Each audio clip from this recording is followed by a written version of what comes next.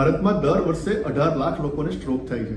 Stroke ક્યારે થાય છે? જ્યારે મગજમાં જતી લોહીની નળીની અંદર ક્લોટ બની જાય છે, ત્યારે લોહીનું પરિભ્રમણ અટકી જાય છે અને સ્ટ્રોક થાય છે.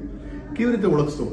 FAST, ફેસ, મોઢું વાંકું થઈ જવું, આમ હાથ પડી જવો અથવા તો સ્પીચમાં તકલીફ થવી, તો તરત જ નજીકની હોસ્પિટલમાં પહોંચી સિટી સ્કેન ને MRI કરાવો. અને જો 4.5 કલાકની અંદર તમે પહોંચી જાઓ છો તો તમને થ્રોમ્બોલિસિસ નામની સારવારથી લોહીનો પ્રવાહ છે એને પાછો પુનર્જીવિત કરી શકાય છે. જો 4.5 કલાકથી વધારે છો પણ 24 કલાકથી ઓછા સમયમાં પહોંચી જાઓ છો તો મિકેનિકલ થ્રોમ્બેક્ટોમી નામની સારવારથી, જેની અંદર સ્ટેન્ટની મદદથી ક્લોટને રિમૂવ કરી શકાય છે અને લોહીનો પ્રવાહ પાછો ચાલુ કરી શકાય છે. તેથી જો હવે કોઈ પણ દર્દીને સ્ટ્રોક હોય તો FAST, ફાસ્ટ યાદ રાખો અને સ્ટ્રોક રેડી સેન્ટરમાં જઈ અને તરત જ સારવાર લો.